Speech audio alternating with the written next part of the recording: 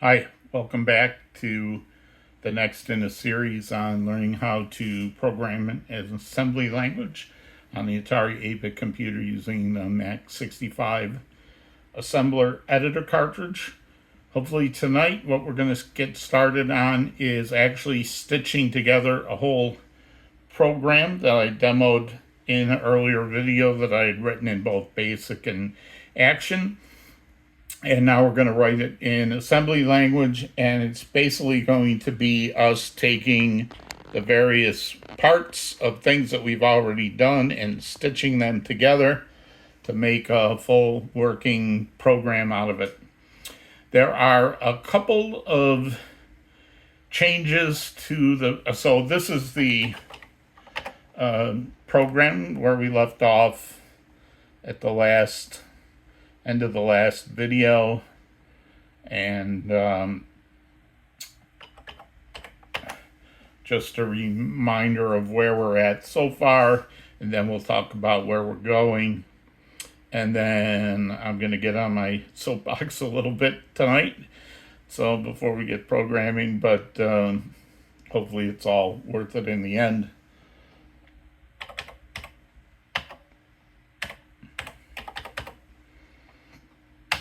So the idea is, I guess there's some artifacting there, but hopefully it'll go away later. But the idea is we have a graphics 1 screen with a green background. Right now we're just going to use a greater than, less than symbol, and we're going to write something tonight so that we can use the joystick to move this around and point in the direction we're moving it, and that's where we're headed.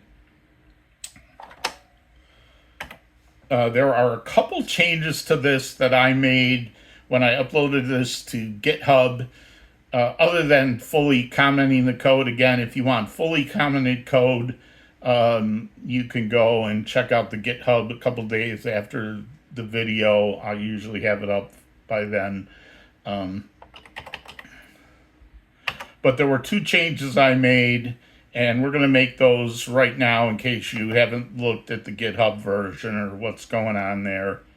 And one of the things that I had talked about doing was, for the set color command, we have the hue, which is basically the color that we want, and we use this arithmetic shift left 4 times to move the 4 low bits in the color up into the 4 high bits of the accumulator.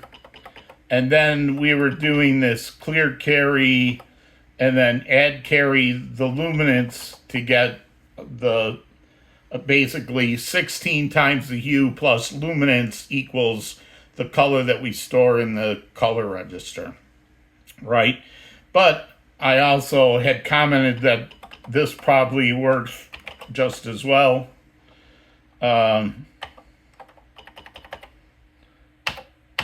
Because we know that once we do these 4 arithmetic shift lefts, the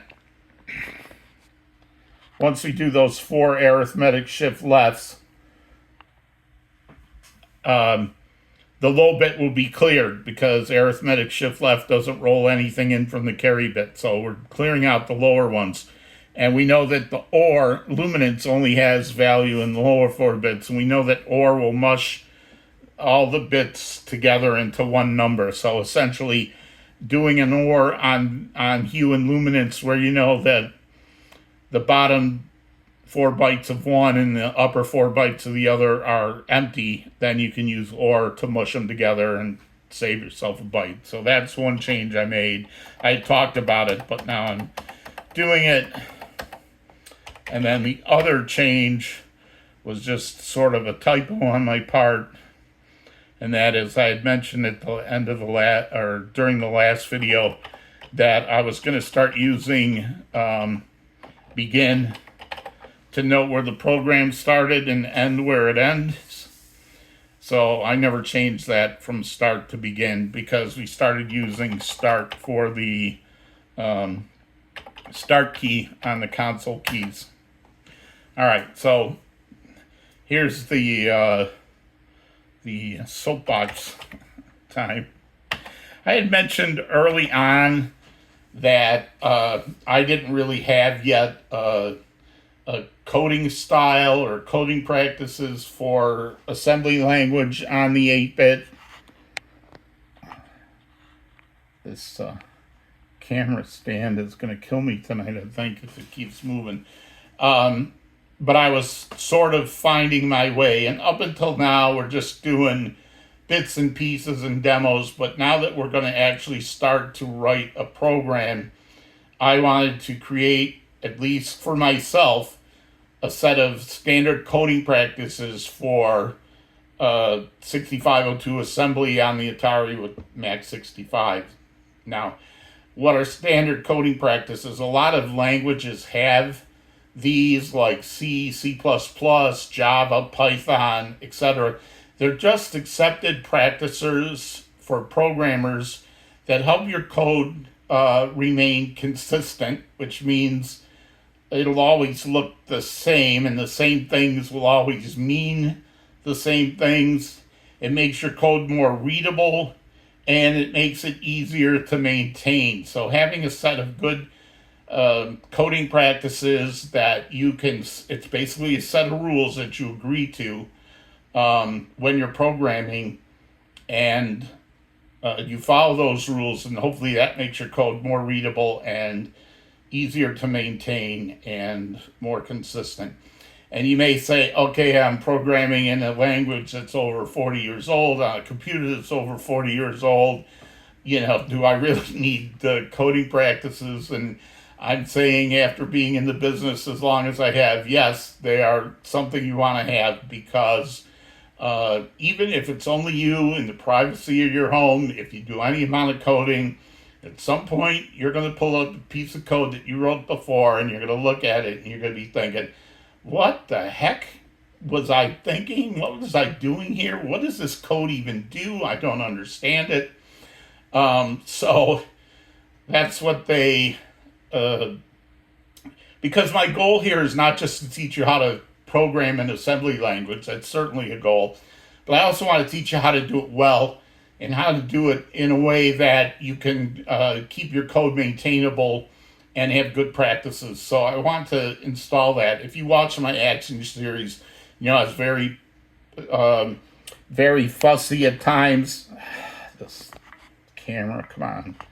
I was very fussy at times about how the program was laid out. I even have coding practices for logo, right? The Atari logo. I have my own set. So, it's your own computer and your own language. You do what you want. I'm just telling you, these are what the rules I'm going to be using and why I'm going to be using them. And it's actually a timely topic, because something came up off the last video which I want to talk about tonight.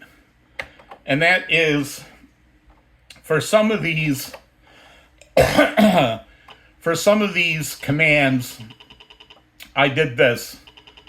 Open, close, and put character. And the idea was that then if I wrote LDA close, it makes more sense when I'm talking about here that I'm loading the accumulator with the close command and storing it at the ICOB command byte.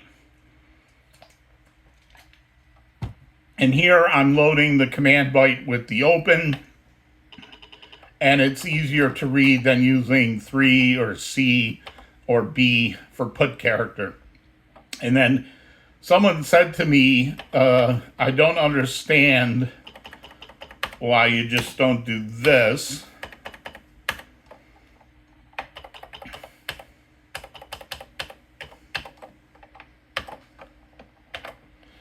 And I'm going to actually, before I do that, I'm going to show you the difference between the two.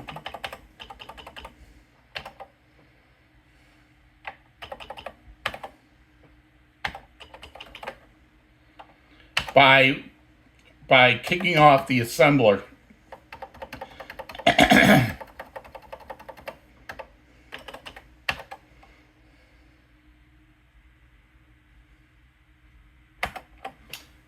So, if I look at how this code is being assembled now, these are memory addresses.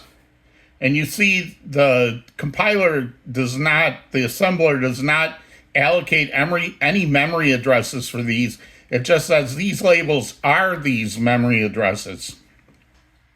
That's different here. What this is saying is I'm reserving a memory, a byte in memory location 4005, and I'm storing the value 3 in it. That's two different things. This is a memory location. This is a location that has a value in it. And when I come here to do the open, I am saying load the accumulator with the value that's in this address, 4005, so it's going to get the 3. If I did it the other way,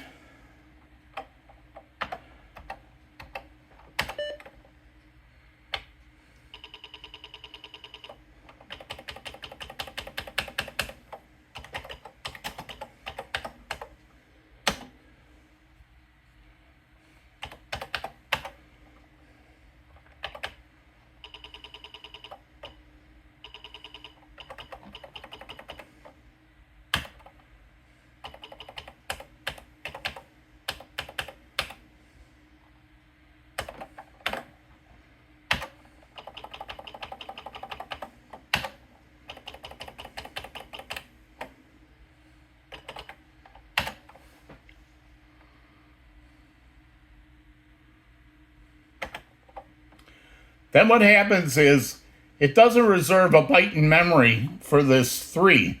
Instead, it treats this label as pointing to memory location 3. And then when I get to here, this hash mark says, don't give me the value of the memory location 3, but give me the actual address 3. So this says load the accumulator with the value of the address, which is 3. And the point was, okay, I saved it by here. I didn't use a memory location, and I saved it by here because it's only using 1 byte instead of 2 bytes. But here's my problem with this. This is not the same as this. And if I was just assembling my code,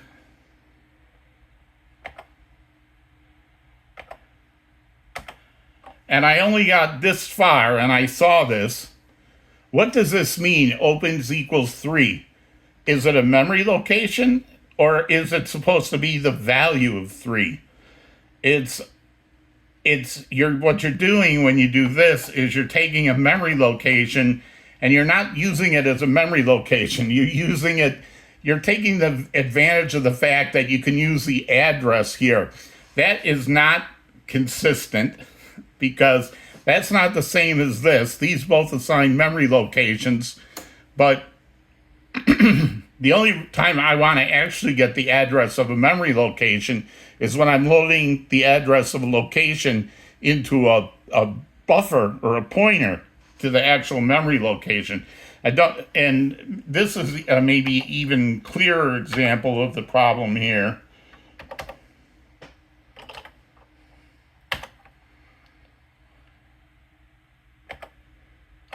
Is, let's say for this this here, dog, this right here says reserve a memory location and put 3E in there. 3E is the greater than symbol, right? And so when I say load the colored dog, I could, if I did it the other way, like this,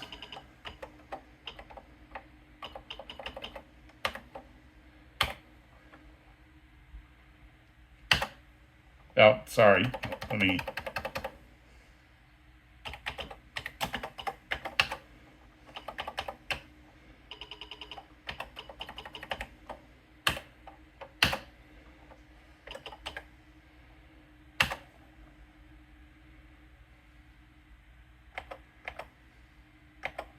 then I'd have to find, where did I have the word dog in this program?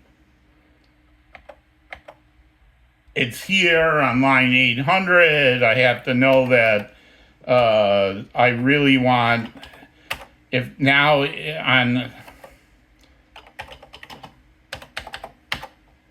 now instead of saying, hey, load the accumulator with the value of what's in this memory location, I'd have to change this.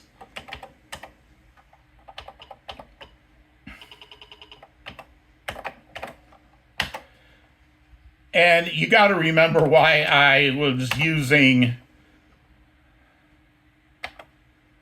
252. I want to change that.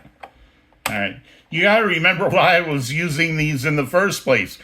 The reason I was using in the first place was to make these more readable. That this is closed and this is open rather than this is C and this is 3. That was the whole point of this. When I start to do this kind of thing, where I don't know if this is a memory location or somebody who wants to use a memory location as a literal value, I can't tell that from looking at that. This is ambiguous. You don't know what this means until you look further in the code and you go, oh, they didn't want the value of what's in memory location 3. They wanted to use the value of the address of memory location 3 as a constant. That is like a bad, bad coding practice, right? If sure, it saves 2 bytes, but if I really wanted to save 2 bytes, all I would do is I do this. I'd just say LDA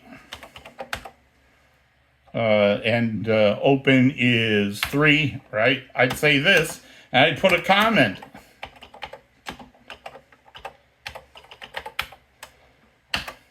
Right? Then that gives me the benefit of only having to get 2 bytes here, but it also is still readable, and there's no misunderstanding here of what this is. So, there's a time when it comes to what can you do and what should you do.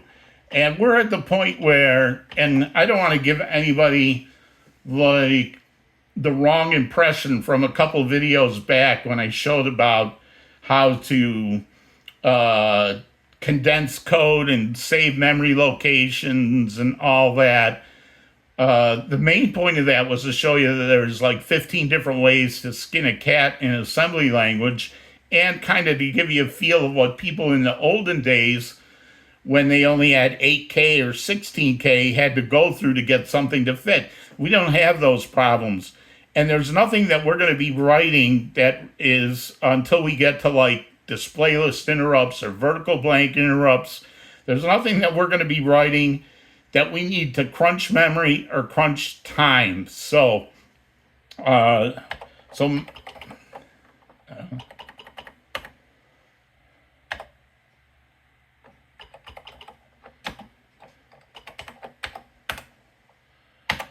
you're, oh, okay.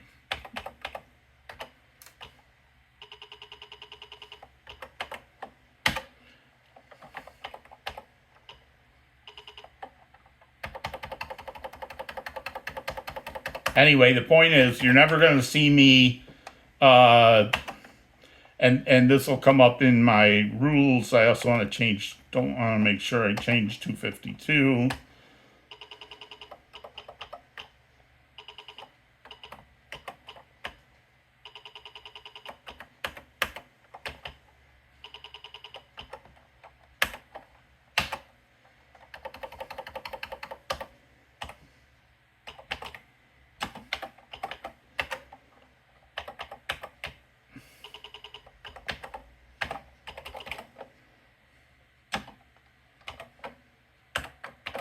Now there's no ambiguity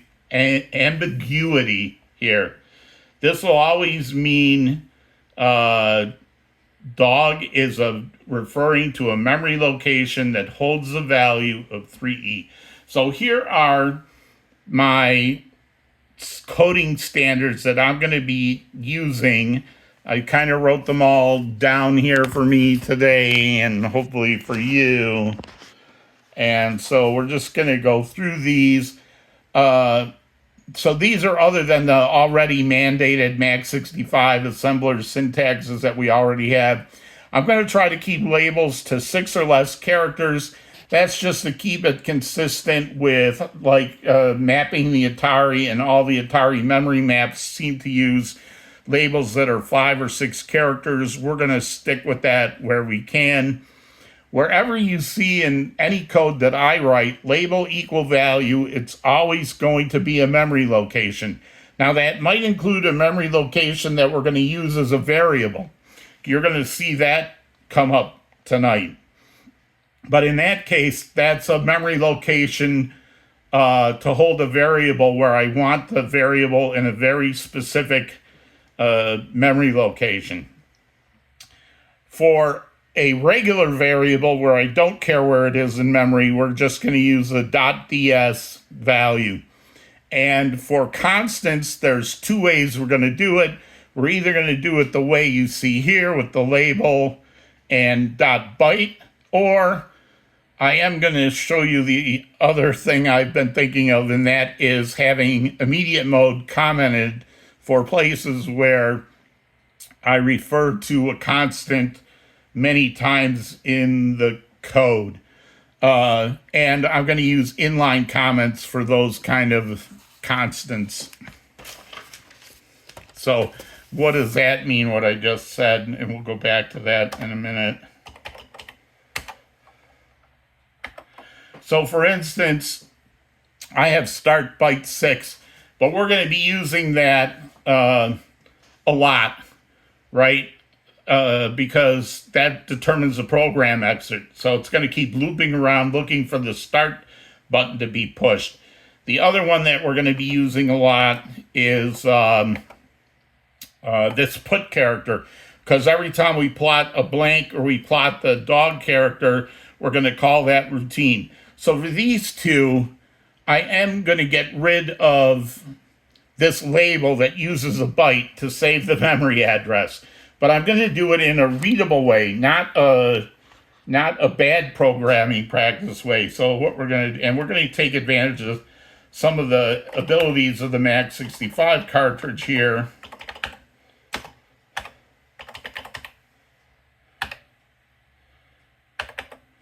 This is going to find me all instances of start. I'm going to totally get rid of this one.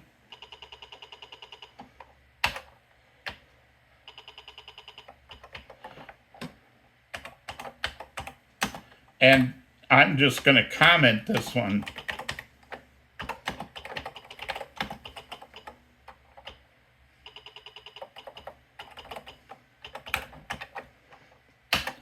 That accomplishes a bit of only using 2 bytes here, but it also is commented, so it's readable.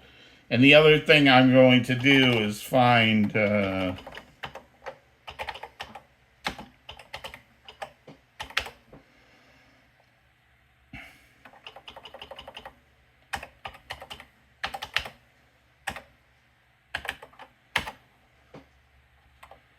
again, we're going to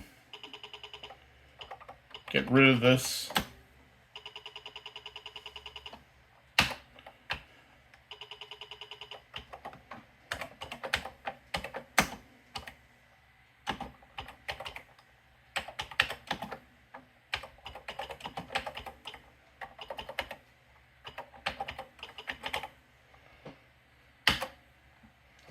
And then that comes to my decision in my new programming practices of how I want to deal with comments.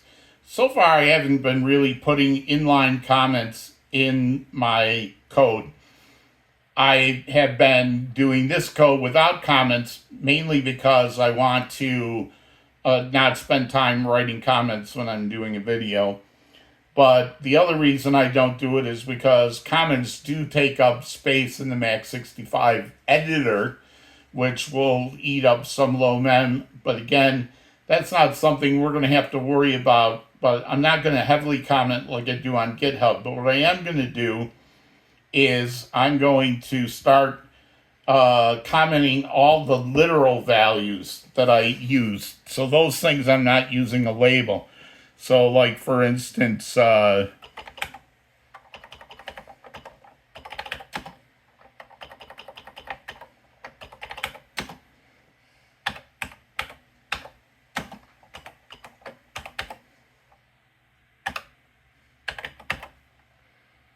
now there's 3 of those. Let me show you how you can do this.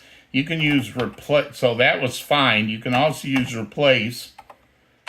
This is, what is the string I'm looking for? And what is the string I want to replace it with?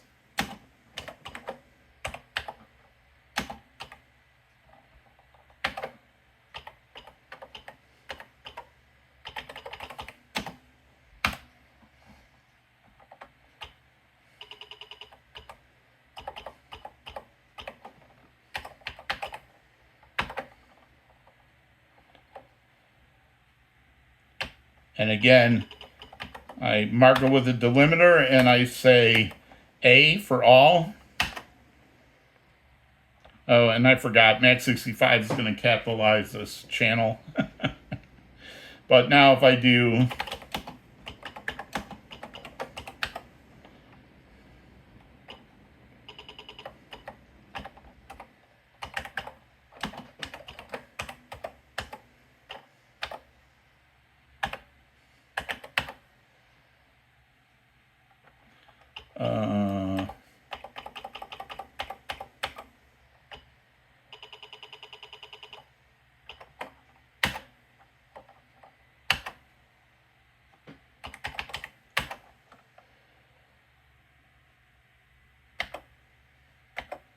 that's interesting. It was working before. Replace.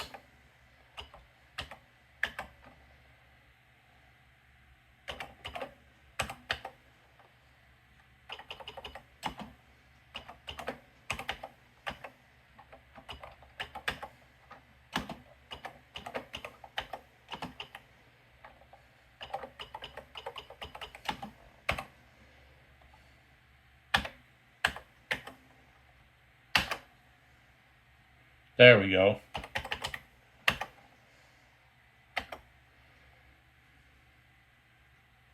So, equal signs, these are all memory addresses. These are variables. I don't care where they're stored in memory. This is a constant for the dog. We're going to change that once we do the program. These are IOCBs. They are memory addresses. These are constant values. And we're just going to add a few more comments here. So for instance,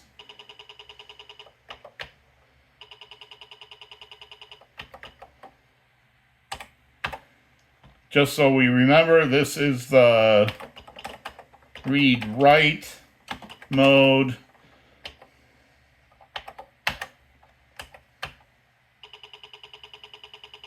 So if you don't remember what these mean, now this will help.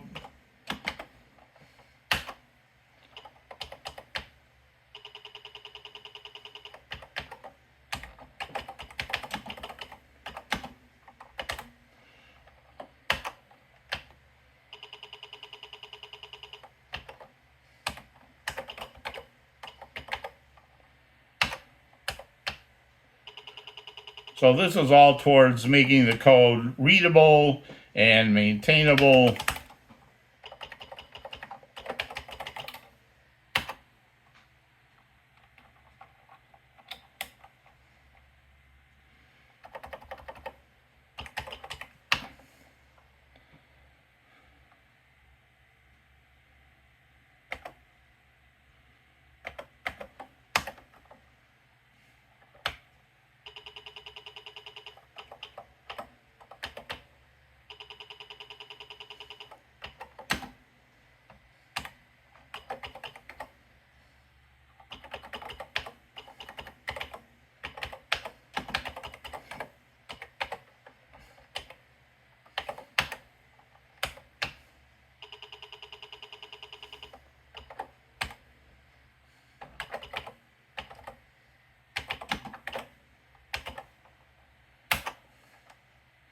Oh, see? And here I almost forgot to change this back after I... See, that's why that stuff, you know, when you use like open equals 3, it's not consistent because you're referring to a memory address as a constant value instead of a memory address.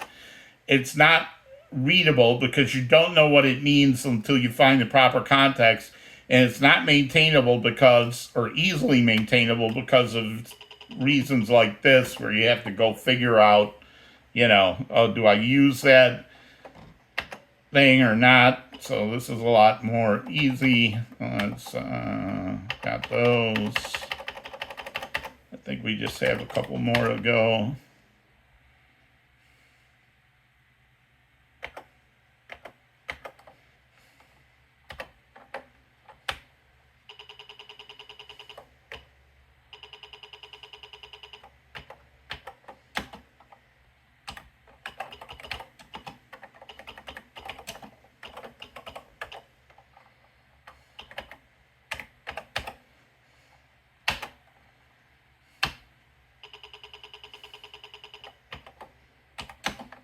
And I'm using this for both hue and luminance.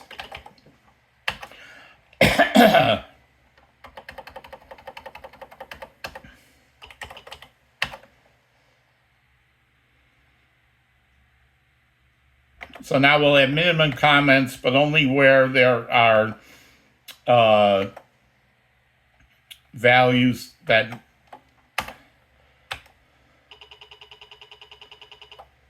need some explanation. So for this one too,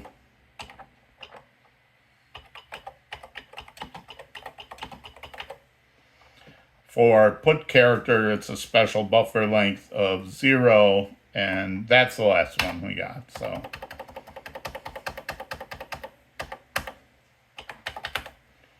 get rid of that line at the end. Make sure everything assembles.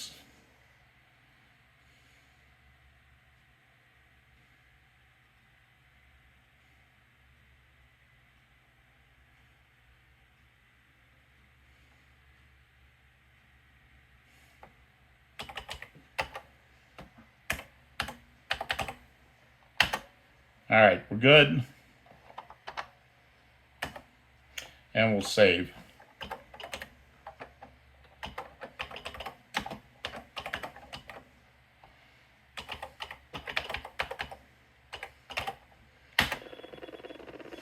So that's my coding standards. Again, you feel free to do it the way you think is right, but that's how I'm going to show you because that's the way I think it, you know, is the best way. So that's what you're going to see from now on. And you'll know that I'll be consistent in this manner. So if you read one of my pieces of code going forward, you can read all the pieces of code. This will not stay put for me tonight.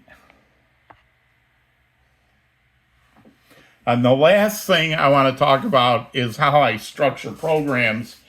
In Action, the main program goes at the end because that's how the Action compiler works.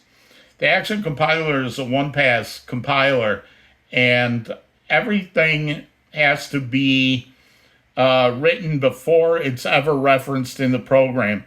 So when I talk about the program structure for the program we're going to write in assembly, it's actually the exact reverse, except for the initial part. It's the exact reverse of how I would do it in Action, because Mac65 has a 2-pass compiler, so it can go through and collect all the address labels and references, and then does a second pass and substitutes them all in. So this is how my program structure is going to look like from going forward, is that the top of the program is always going to have the equates, the constants, the variables. The next part of the code is always going to have the main logic. Then they're going to be like the main code blocks. So this, for instance, for the dog park thing that we're going to do, we're going to have a setup. We're going to check if the joystick's moved. We're going to draw the characters. and then check for the exit. So that's going to be the main logic part. Then the code blocks part is going to be those four or five things. We'll also probably need a delay. Then underneath that, those main code blocks are going to be the subroutines. And then at the very bottom is going to be data.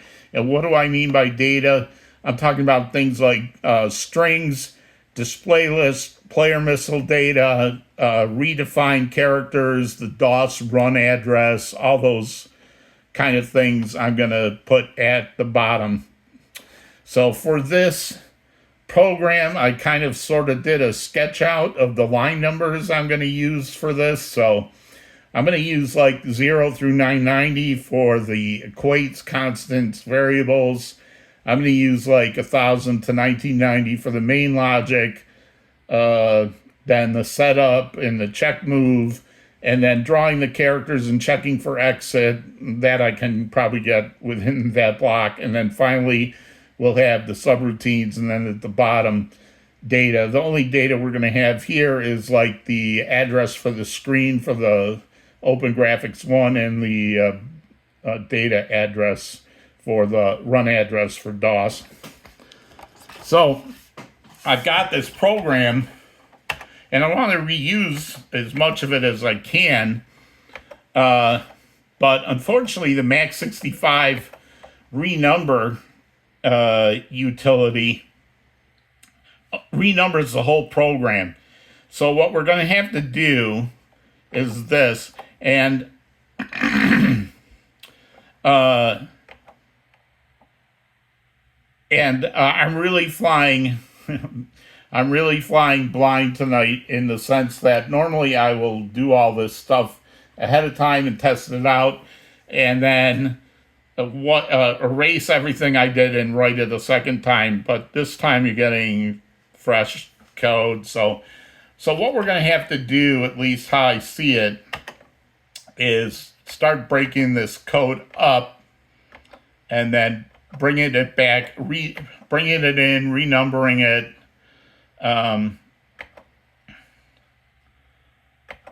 So right now my subroutines are set color and plot.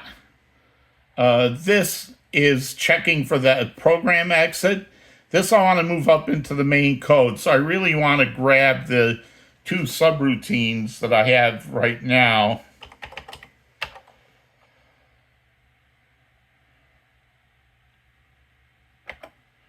Which are going to be set color, which starts at line 1000, and plot ends at 1580.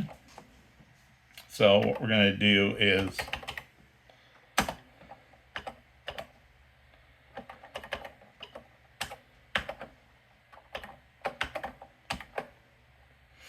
we're going to call this temp S for subroutines.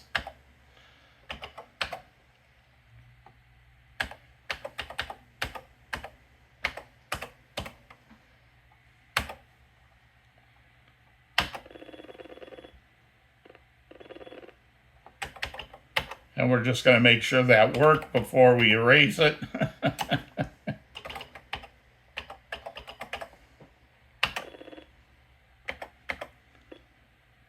All right, that got me what I wanted.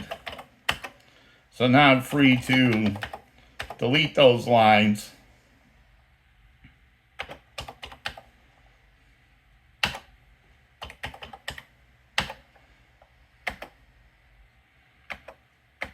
So from 100 to 400.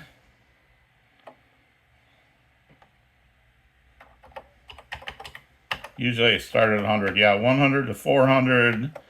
That's going to be the equates. So the main program. So really, this is closing the screen and opening the screen. This is graphics 1. This is going to be part of our setup block. And setting the background color and setting the character color, those four things. So to line 750.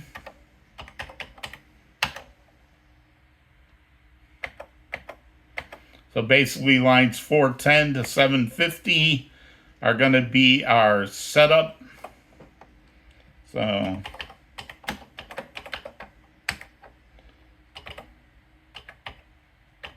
SU for setup.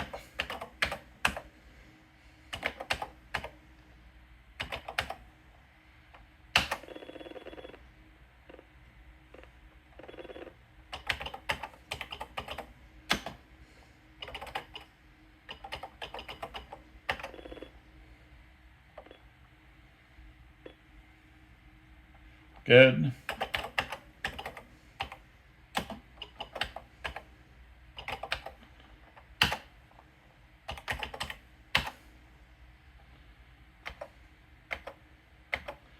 Okay, plotting the character and the program exit, that's going to be the last two blocks of our main code blocks. So we're going to change.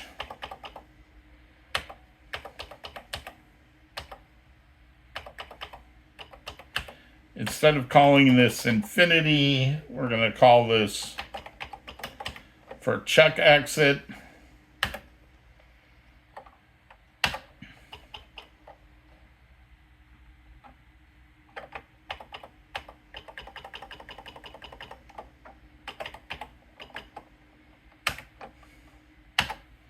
And instead of jumping in a infinite loop here, we're going to jump back to something we haven't written yet, which we're going to call loop in the main logic.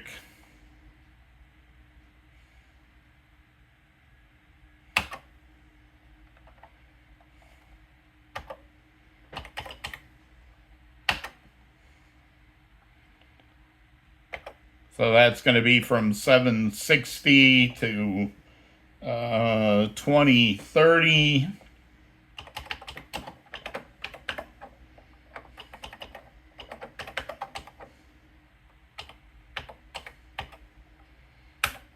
Draw characters.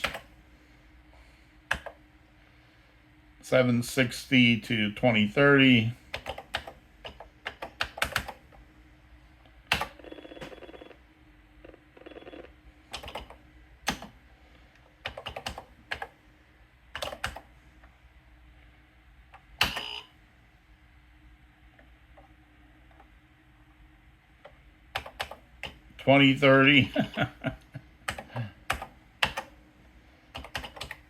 I wish I knew there was an easier way to do this, but I don't. So then we're going to, so basically we're just breaking this up.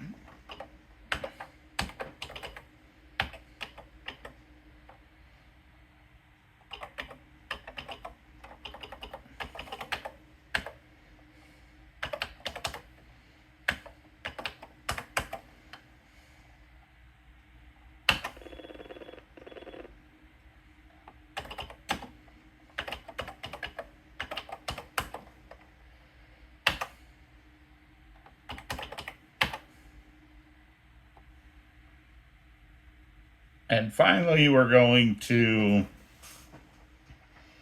list this.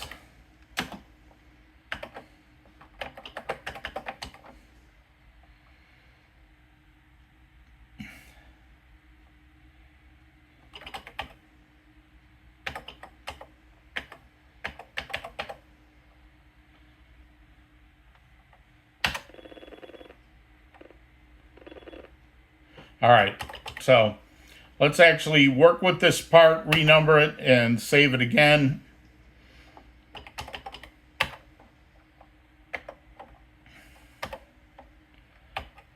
First thing I want to do is I want another comment there to break that up. We're going to change this. This is the dog pointing to the right. I mean, right now it's a greater than sign. Eventually it's going to be pointing to the, it's going to be redefined character that actually looks like a dog. Oops. So we're going to name this to dog right.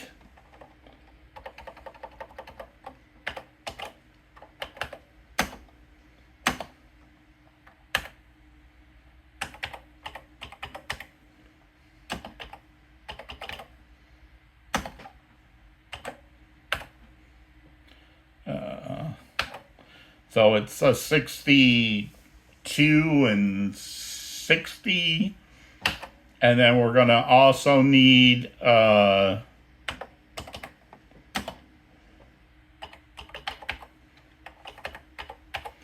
blank space. This is for where the dog used to be. So when the dog moves, we're going to use dog left or dog right, depending on whether the joystick was pushed left or right. And then we're going to use blank to erase where the dog used to be. And that is 20 hex, which is 32, which is the space character in a Graphics 1 screen.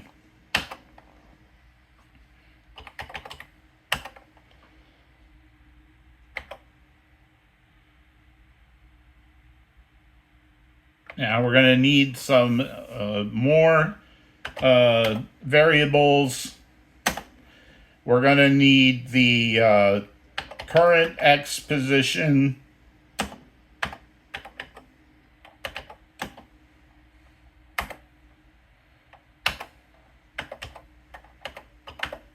The current Y position.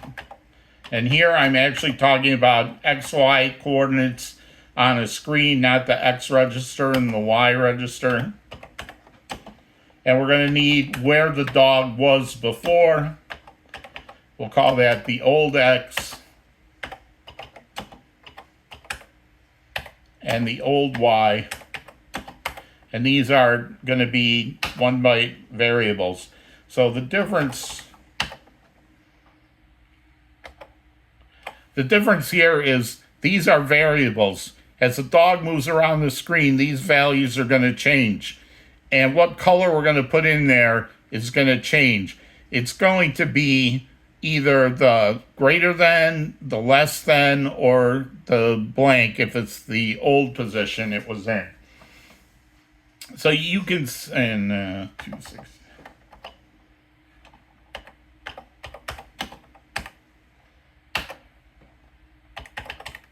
And what I want to also try to do is put the comments so that if I have a listing here that it'll, so let's put something here at, no, let's do the history number.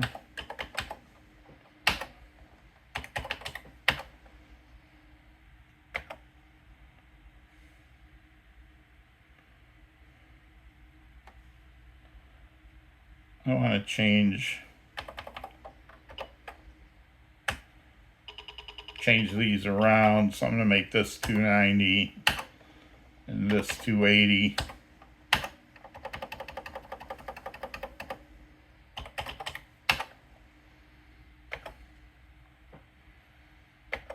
All right, so what we've got so far is the column and row cursor of where the dog is on the screen, color register 0, the hue and luminance for the set color. These are the variables we need to plot the dog on the screen, and these are the current positions that the dog is going to be in. I think I also want a comment line there.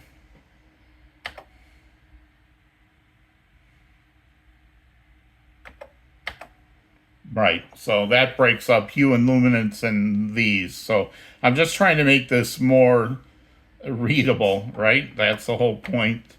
And I think that's all I need right now. Oh, I do need one other one. We're going to put it at 345. And that is stick position to capture the value of that the joystick was last pressed in, right? If you remember, in our things we were using the AND, so we're going to use the AND version when we check the joystick moves. I think that was the last one we had, so now we've got this.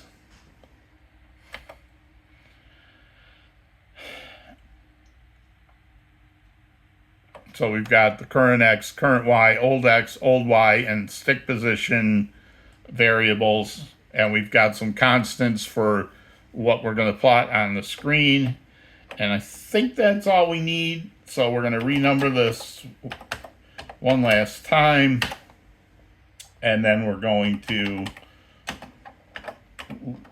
list it one more time.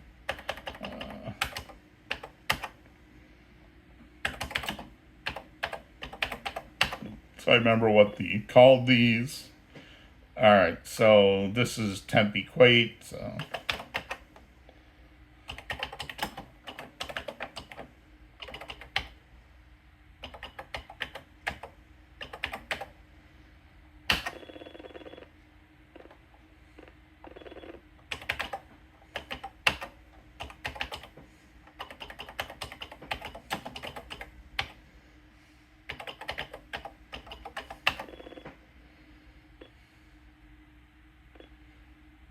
So that's all the variables and the equates that we're going to use.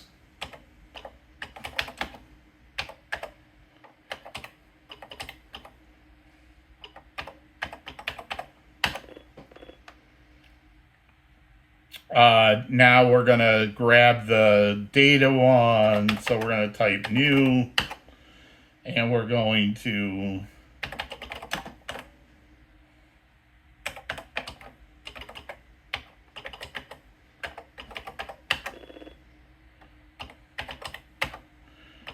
renumber that. I think I set it 6,000.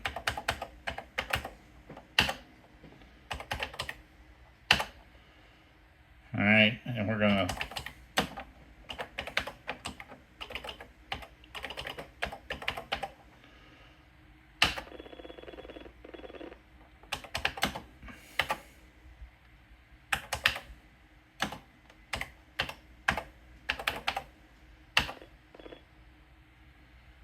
all right, then temp S was our subroutines, and we said the subroutines are going to be 5,000 to 5990. So that's what, when you're going to program, it helps to do a little beforehand work to plot out how you want to do these things. So we're going to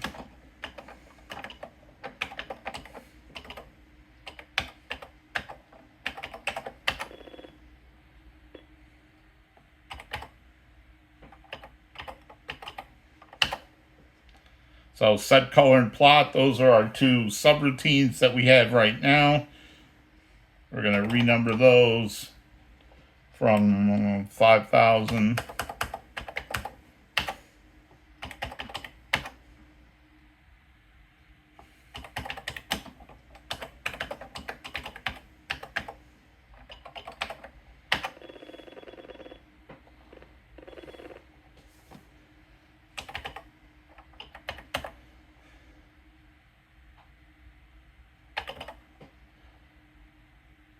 Now I just want to show you something here just to remember. So this is our subroutines from 5,000 to 180. It's different from Atari Basic in that if I do enter command and I don't have the merge after it,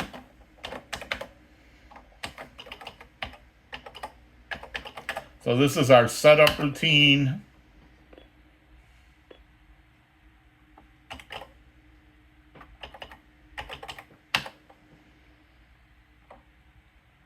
You'll see all the stuff that we had in there before for the subroutines, it's all gone. So our setup routine, we're going to start at 2,000. And maybe there's some other utility out there that'll do this better, but this is how I'm doing it for tonight. So we're going to list that.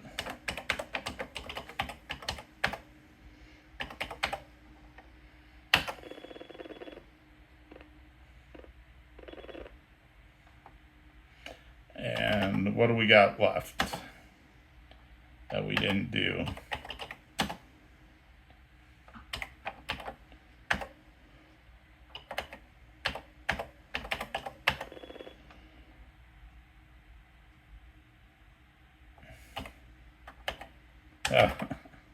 Yeah, okay, there you go.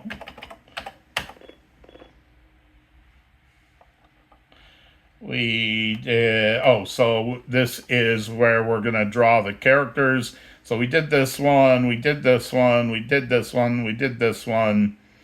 So I think we're all good except for this one.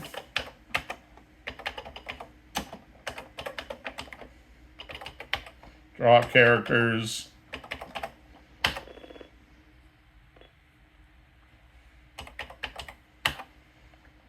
And we said that we're going to stick at 4,000.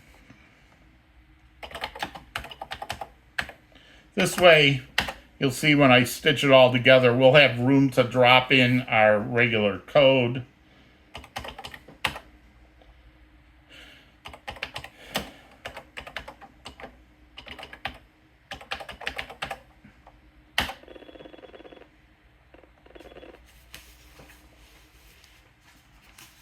I'm just going to make sure I have the right MAT65 flag for enter now.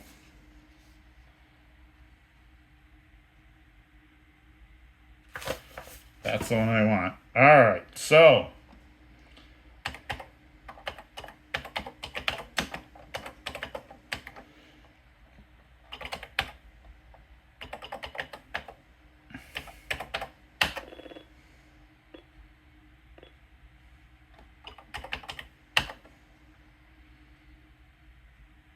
there's all our equates.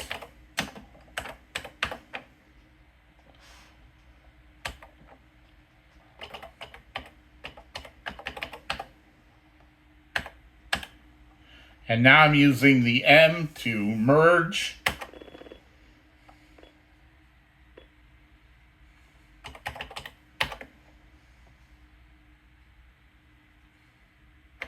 So now you can see up to 500 is my equates. Here is this begin is going to move. We'll take care of that in the next video. But this is all my setup stuff. Then we're going to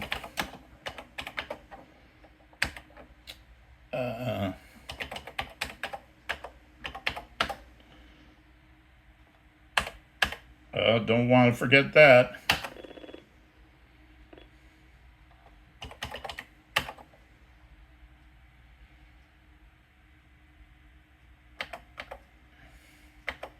So it jumps from 2,300 to 4,000. The 3,000s is where we're going to write our check routine, which is the joystick moving routine. The 1,000s are we're going to write our main loop. And then the last thing that then we're going to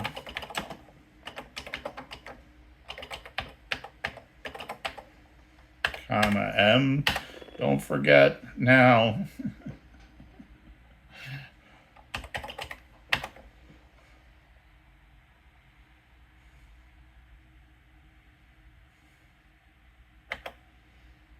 There are our subroutines.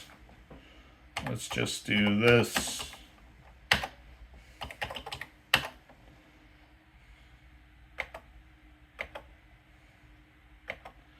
And we'll put some proper comments on all these sections in the next video. And then the last thing we need to do is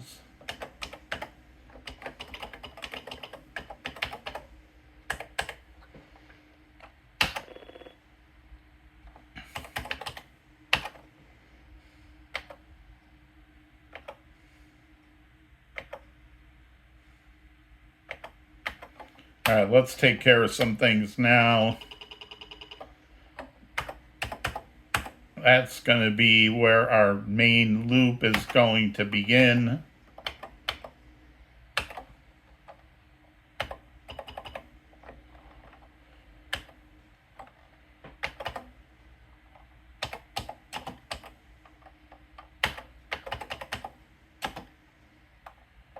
Actually,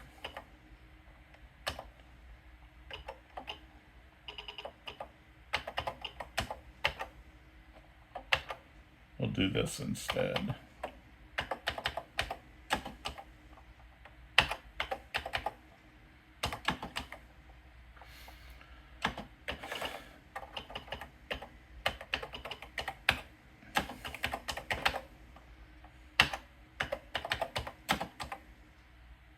I should put these at the beginning of these beforehand. I may clean this up later.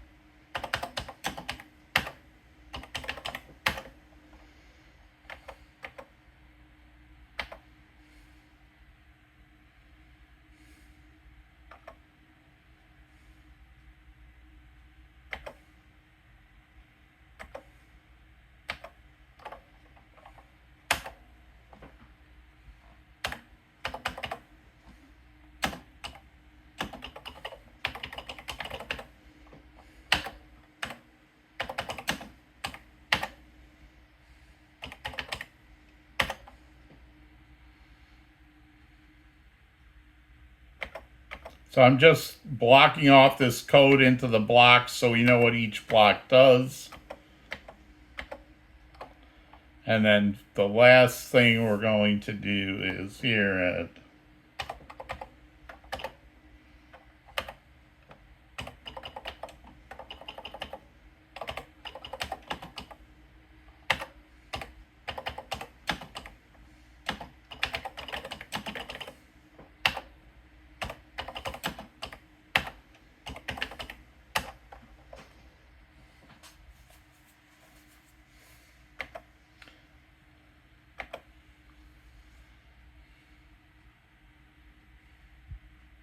So this is pretty much set up for us now in the next video, which I'll probably do in a couple days from now, to drop in the main logic and to drop in the joystick checking command.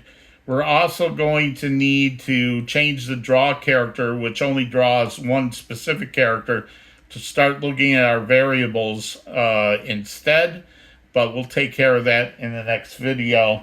So we're just going to make sure we save this that we had so far. I'm not even going to bother to try to, let me do this though. While we're still working on this, let's turn this off.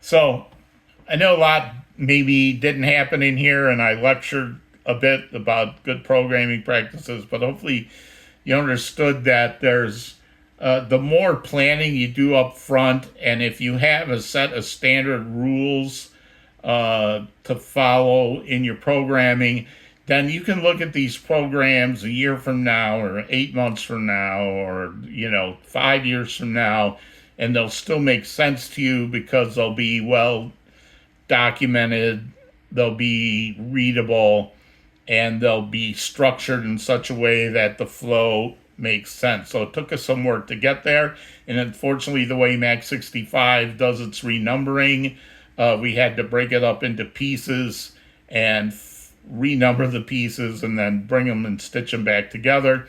But now we've got them spaced apart that we can start adding program logic And most of the program logic's already written, so we just really need to add the joystick stuff and the main loop and turn the plot into a single character into reading the variables instead. Oh, I forgot. We're actually going to have to write one other piece of logic, and that is going to be a delay using the Atari's real-time clock, because when we write this, it's going to be so fast you won't even see the dog on the screen because it's machine language. So we're going to need a delay routine to slow it down, but that'll be in the next video when we work on the logic. So hopefully you found this useful, even though it was a lot of just rearranging stuff and listening to me lecture about good programming practices. Thanks. Bye.